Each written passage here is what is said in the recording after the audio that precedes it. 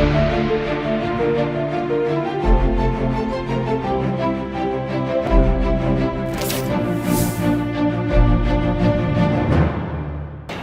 आप देख रहे हैं सी न्यूज भारत। मैं हूं आपके साथ उज्जवल सिंह। रुक करेंगे यूपी बुलेटिन का। यूपी बुलेटिन में बात होगी बलिया की, जहां सिटी मजिस्ट्रेट के पास डॉक्टरों द्वारा कथित बदतमीजी का मामला तूल पकड़ रहा है। साथ ही बात होगी प्रतापगढ़ की, जहां एक 26 वर्षीय किशोरी ने करीब 100 फीट ऊंचे मोबाइल टावर पर चढ़कर प्रेमी को बुलाने की जिद करते हुए हंगामा खड़ा कर दिया। ऐसी तमाम खबरों पर करेंगे विस्तार से चर्चा।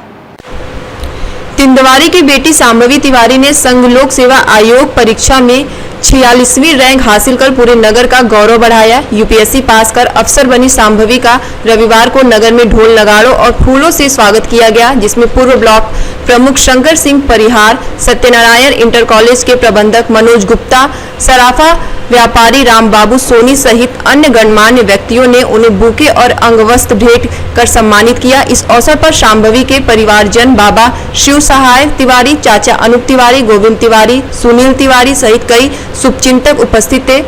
बुजुर्ग गांव निवासी शांभवी के पिता सुशील तिवारी उत्तराखंड में एक प्राइवेट स्कूल शिक्षक हैं और शांभवी का बचपन और प्रारंभिक शिक्षा वहीं हुई।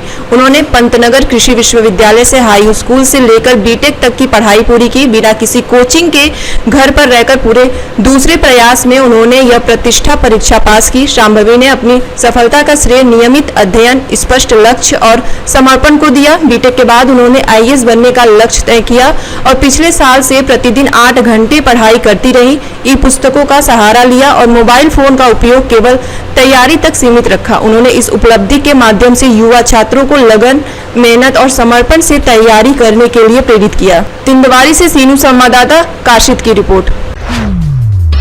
बलिया में ऑन ड्यूटी सिटी मजिस्ट्रेट के साथ डॉक्टरों द्वारा कथित बदतमीजी का मामला तूल पकड़ता जा रहा है। इसे केवल एक अधिकारी का अपमान नहीं बल्कि पूरे प्रशासनिक तंत्र को चुनौती के रूप में देखा जा रहा है।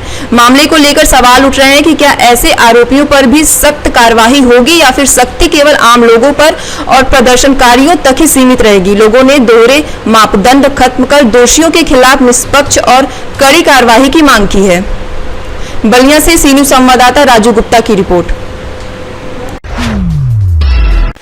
बलिया में पूर्व प्रधानमंत्री चंद्रशेखर की बहू और राज्यसभा सांसद नीरज शेखर की पत्नी डॉक्टर सुषमा शेखर ने राजनीति में कदम रखते ही फेफना विधानसभा से 2027 के चुनाव का शंखनाद किया। हजारों महिलाओं और बीजेपी कार्यकर्ताओं के बीच सड़क पर हाथ जोड़कर लोगों का अभिवादन स्वीकार करती सुषमा शेखर ने प्रधानमंत्री नरेंद्र मोदी को संत, अमित शाह को चाणक्य और योगी आदित्यनाथ को धर्मगुरु व कर्मयोगी बताते हुए कहा कि इनके पद पर बने रहना देश और समाज के विकास के लिए बेहद आवश्यक है।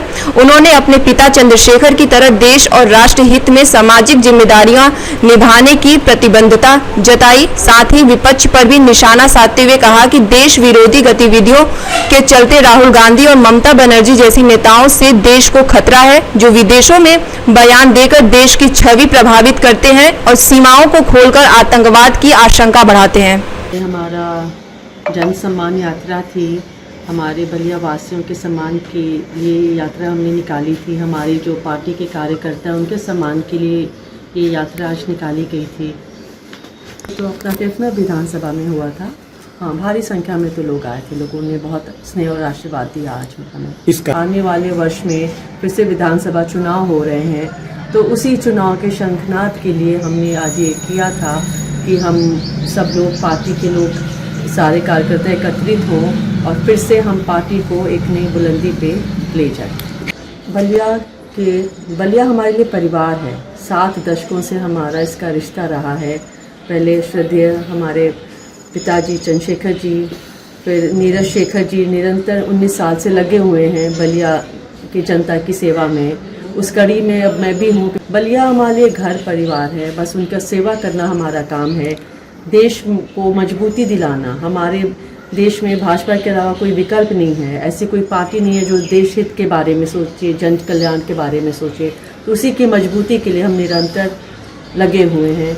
और मैं सब क्षेत्रों में भी जाती हूँ, बलिया में भी जाती हूँ, जहूराबाद, मोहम्मदाबाद, जितना हमारा लोकसभा क्षेत्र है मैं सब जगह पे मैं जाती हूँ। राजनीति में तो सपने तो बहुत होते हैं। पिताजी तो एक जनहित के नेता थे, देश हित के लिए उन्होंने पूरा अपना जीवन समर्पण कर दिया। जितना उनसे हो सका, उनका हर एक क्षण वो लोगों के भलाई के लिए ही सोचते रहते थे, तो उनसे जितना हो सकता था उन्होंने किया। मेरा भी यही है। अब ये तो सपने नहीं है, यथार्थ हमारा जो है, हमें पता है समस्या हमारी अपनी है तो सुलझाएंगे हम खुद ही। हमारे संसाधन कम है, जनसंख्या ज़्यादा है, लेकिन हम सब मिलजुल के अपने जो भी है, जितनी भी हमारी बाधाएं, हम सबको दूर करेंगे।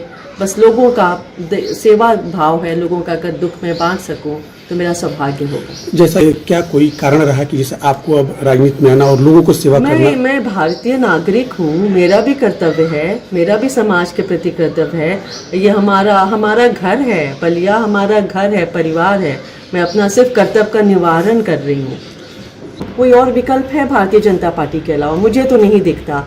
आपके पास दिखता है तो आप हमें बताएं। बाकी जितनी भी सरकारें हैं, देश विरोधी, तो जितने भी विपक्ष के लोग हैं उनकी गतिविधियां ही मुझे देश विरोधी लगती हैं।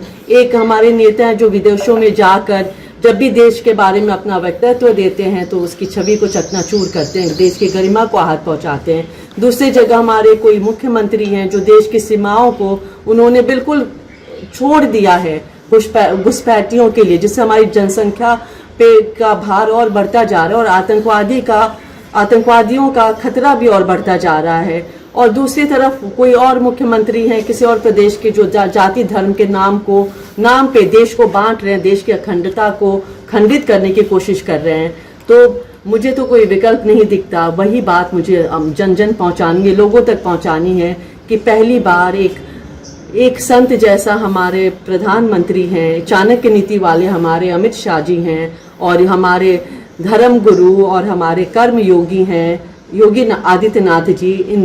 इनकी जो तीकड़ी है हमारे भारतीय समाज को, हमारे देश को संभालने के लिए ये बहुत ज़रूरी है इनका बने रहना। तो ये बात मैं लोगों तक पहुंचाना चाहता हूँ। बलिया से सीनू संवाददाता आनंद दुबे की रिपोर्ट।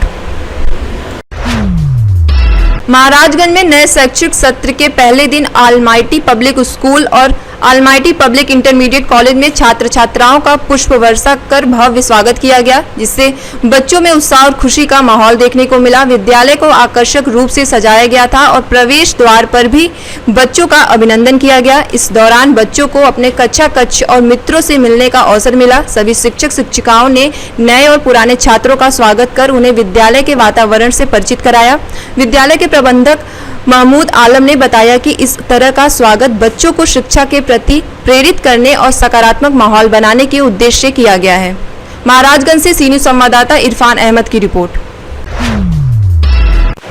प्रतापगढ़ के कुंडा कोतवाली क्षेत्र के फरेदुपुर गांव में एक 16 वर्षीय किशोरी ने करीब 100 फीट ऊंचे मोबाइल टावर पर चढ़कर प्रेमी को बुलाने की जिद करते हुए हंगामा खड़ा कर दिया। सूचना पर मौके पर भारी भीड़ जमा हो गई और पुलिस भी पहुंची, लेकिन किशोरी काफी देर तक नीचे उतरने को तैयार नहीं हुई। करीब 2 घंटे बाद प्रेमी को बुलाया गया, जिससे शादी का आश्वासन दिया। तब किशोरी नीचे उतरी। इसके बाद पुलिस ने दोनों को हिरासत में लेकर थाने भेज दिया। आज दिनांक 29 मार्च 2026 को शाम करीब 4:15 बजे थाना कुंडा पर एक लड़की के मोबाइल टावर पर चढ़ जाने की सूचना प्राप्त हुई।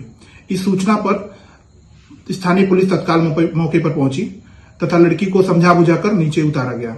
इस संबंध में अग्रिम जानकारी करने पर पता चला कि प्रेम प्रसंग के मामले में अपने साथी से नाराज होकर उक्त लड़की मोबाइल टावर पर चढ़ गई थी। इस संबंध में अग्रिम विधिक कार्यवाही प्रचलित है। प्रतापगढ़ से सीनू संवाददाता इस्माइल खान की रिपोर्ट। फिलहाल इस बुलेटिन में इतना ही। देश दुनिया की तमाम खबरों के लिए बने रहिए सी न्यूज़ भारत के साथ।